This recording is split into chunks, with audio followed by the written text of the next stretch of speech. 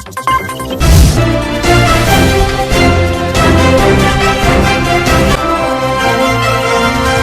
मेरा क्षेत्र छिंदवाड़ा ढेर सारे आदिवासी भाइयों से भरा हुआ क्षेत्र, मध्य प्रदेश के आदिवासी क्षेत्र के नेताओं का देश की आजादी में बहुत बड़ा योगदान है। मैं अभी जबलपुर से आया, राजा शंकर शाह, रघुनाथ शाह, आदिवासी नेता बादल भोई और महारानी दुर्गावती की ये पावन भूमि है। ये भूमि को मैं प्रणाम कर कर मेरी बात की शुरुआत करना चाहता हूं। भाइयों और बहनों, आज वाल्मीकि जयंती है। भगवान वाल्मीकि ने श्री राम के चरित्र को घर घर तक पहुंचाने के लिए वाल्मीकि रामायण की रचना की थी। आज वाल्मीकि जयंती के दिन भगवान वाल्मीकि को भी मैं प्रणाम करना चाहता हूं। मित्रों, हर साल एक दिवाली होती है। एक होती है ना? जरा जोर से बोलो, कितनी दिवाली होती है भाई? इस बार मध्य प्रदेश ने 3 दिवालियां मनानी है। एक तो दीपावली आप मनाओगे तो एक दीपावली हो गई। दूसरा, यहां जब सरकार भाजपा की बनेगी, पूरा मध्य प्रदेश दीपावली का त्योहार मनाने वाला है। और तीसरा, जब मोदी जी के हाथ से प्रभु श्री राम के मंदिर में रामलल्ला का, भगवान श्री रामलल्ला का स्थापन होगा, तब पूरा देश दीपावली मनाने वाला है। एक कांग्रेस पार्टी आजाद हुए तब से राम मंदिर को लटका रही थी, भटका रही थी, अटका रही थी।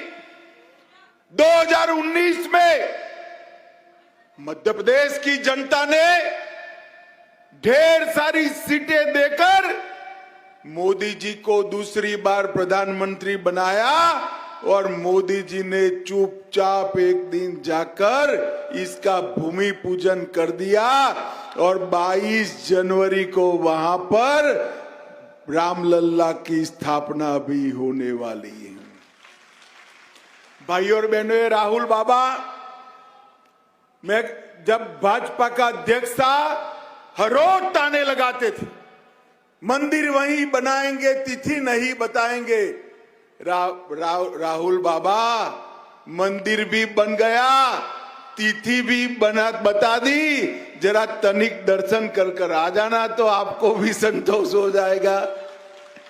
माताओं, भाइयों, बहनों, मोदी जी ने चाहे राम मंदिर बनाना हो, चाहे धारा 370 को हटाना हो, चाहे ट्रिपल तलाक को समाप्त करना हो, चाहे सर्जिकल स्ट्राइक और एयर स्ट्राइक करनी हो, चाहे चंद्रमा पर चंद्रयान भेजना हो, चाहे नई पार्लियामेंट बनानी हो और चाहे माताओं को 1/3 रिजर्वेशन देना हो, मोदी जी ने देश को गौरव को बढ़ाने में कोई कसर नहीं छोड़ी है। आज पूरी दुनिया में सभी जगह भारत के विकास की चर्चा है, भारत का गौरव गान हो रहा है। ये 9 साल में मोदी जी ने भारत के परचम को दुनिया में सबसे ऊपर लहराने का पराक्रम हमारे प्रधानमंत्री नरेंद्र मोदी जी ने किया है। अरे कांग्रेस पार्टी, उनको कुछ पॉजिटिव नहीं दिखाई पड़ता। इतनी सारी घटनाएं हुई है। अभी ये भाई बहन घूम घूम कर चुनावी राज्यों में कूदते हैं। क्या हुआ है, क्या हुआ है? भाई, आप दोनों को समझ में नहीं आएगा। जिनके मूल भारत में लगे हैं ना, उन्हीं को समझ में आएगा। जिनके मूल इटाली में लगे हैं, उनको समझ में नहीं आएगा। पीएफआई जैसे दुर्दांत देशद्रोही संगठन को एक ही रात में प्रतिबंधित कर मोदी जी ने बची कुछ ही संभावनाएं भी जो थी देश में आतंकवाद को जिंदा करने की, उसको समाप्त करने का काम ये देश के प्रधानमंत्री नरेंद्र मोदी जी ने किया है। मित्रों, मैं यहां आया हूं तब आदिवासी क्षेत्र है। अभी मैं आ रहा था तब मुझे ये प्रहलाद जी है ना, थोड़े विचित्र प्रकार के नेता है।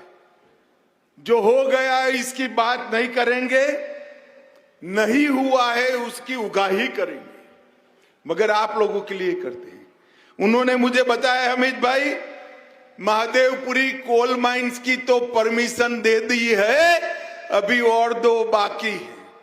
मैंने उनको बताया ये महादेवपुरी कोल माइंस की परमिशन भी नरेंद्र मोदी जी ने दी है, और चुनाव समाप्त हो जाने जो बचा कुचा है ना, उसी को भी हम समाप्त कर देंगे।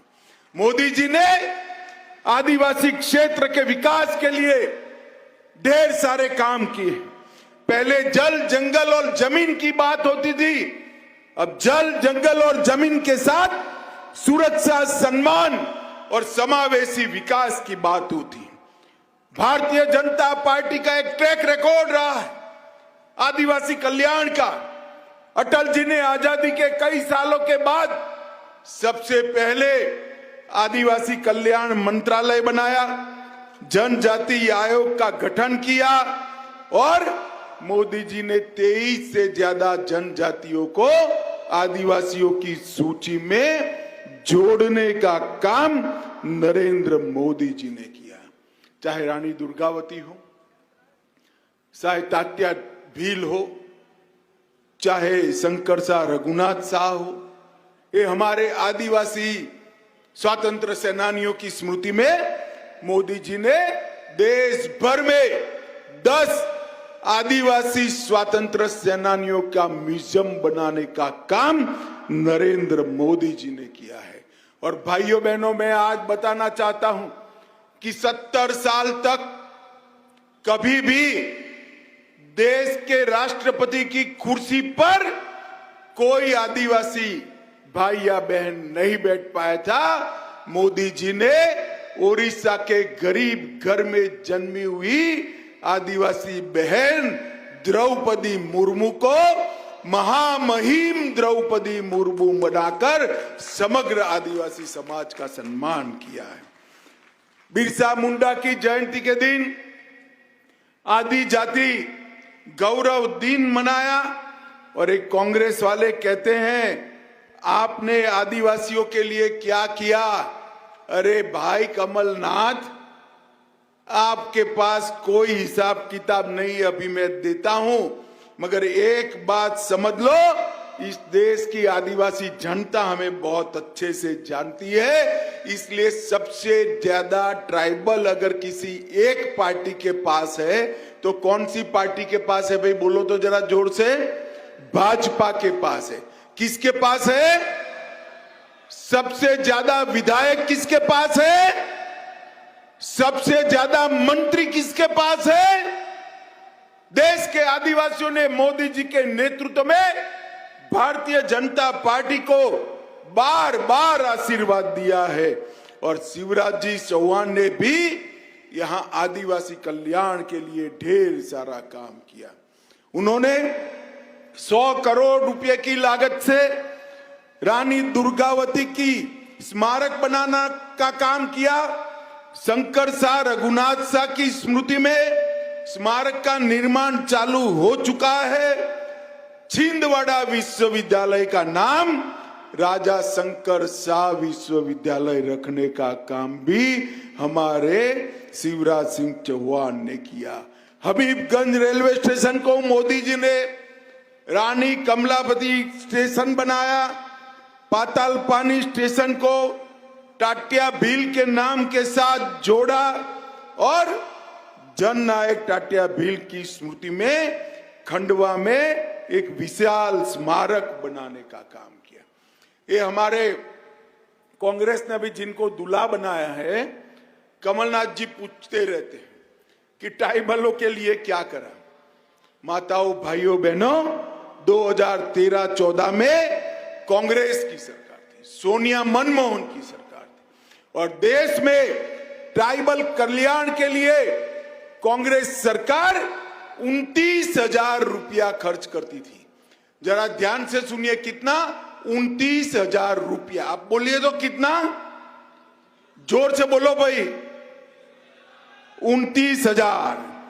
अब नरेंद्र मोदी सरकार 29,000 से बढ़ाकर 1,38,000 करोड़ रुपया हमारे आदिवासियों के लिए खर्च कर रही है। और इसके साथ साथ एकलव्य विद्यालय कांग्रेस वाले 70 साल में 90 छोड़कर गए थे, 9 साल में 90 से 740 विद्यालय बनाने का काम नरेंद्र मोदी सरकार ने किया। और ये तो खदान का क्षेत्र है। खदान के क्षेत्र के विकास के लिए डिस्ट्रिक्ट मिनरल फाउंडेशन बनाया।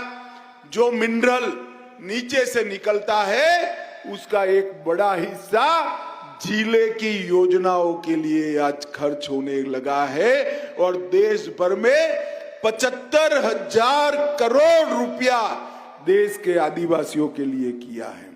मित्रों, हमारे यहां कहते हैं ना, 3 परिवारों का यहां बोलबाला है मध्य प्रदेश में। मध्य प्रदेश में गांधी परिवार, कमलनाथ परिवार और दिग्विजय बंटाधार परिवार, ये 3 परिवार कांग्रेस पार्टी चलाते हैं। और जहां 3 तिगड़ा होता है ना, वहां काम बिगड़ जाता है।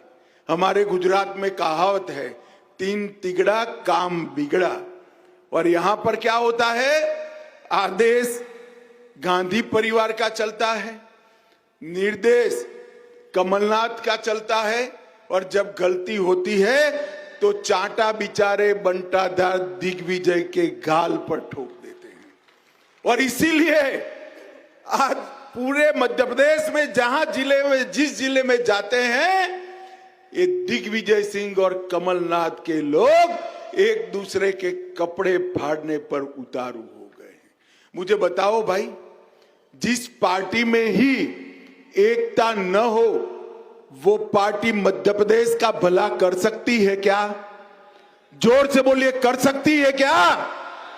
जो परिवार के लिए राजनीति में है वो मध्य प्रदेश और देश का भला नहीं कर सकते हैं। नरेंद्र मोदी जी परिवार के लिए, राजनीति के लिए नहीं है, वो गरीब कल्याण के लिए राजनीति में है और गरीबों के कल्याण की सरकार चला रहे हैं। और मित्रों, इसीलिए आज आप 9 साल का रिकॉर्ड देखिए मोदी जी का। सिर्फ मध्य प्रदेश की बात करता हूं, 9 साल में 93 लाख किसानों को मोदी जी और शिवराज जी 12,000 रुपया प्रति साल दे रहे हैं और 21,000 करोड़ रुपया सीधा किसान के बैंक अकाउंट में डालने का काम नरेंद्र मोदी जी ने किया है। लगभग 3,70,00,000 लोगों को 5 लाख तक का स्वास्थ्य का कोई खर्चा नहीं करने पड़ा है। 80 लाख गरीब परिवारों में शौचालय बनाकर माताओं और बहनों को सम्मानित करने का काम हमारे नरेंद्र मोदी जी ने किया है। छत्तीसगढ़ की 5 करोड़ की जनता को प्रति माह, प्रति व्यक्ति 5 किलो अनाज फ्री ऑफ कॉस्ट देने का काम नरेंद्र मोदी जी ने किया है। और 82 लाख बहनों को उज्ज्वला का कनेक्शन देने का काम किया है। 45 लाख गरीबों को घर देने का काम नरेंद्र मोदी जी ने किया है। कमलनाथ बाबू, अगर हिम्मत है उसके 10% भी कुछ कांग्रेस ने 50 साल में करा है तो जरा मध्य प्रदेश की जनता को बताना।